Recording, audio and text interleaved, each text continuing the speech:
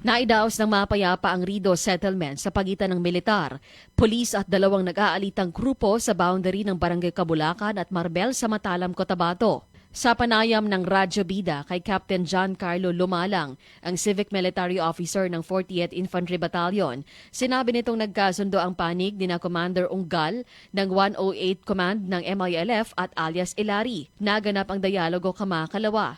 Batay sa kasunduan, naglatag ng temporary boundary sa pinag-aagawang lupa.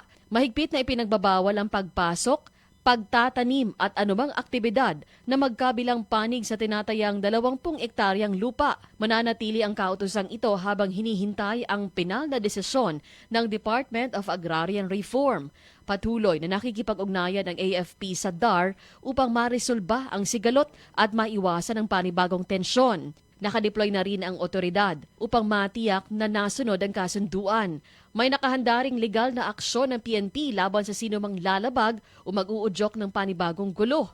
Hinihikayat din ng mga residente na agad na makipag-ugnayan sa militar kung may mapapansing banta sa kapayapaan.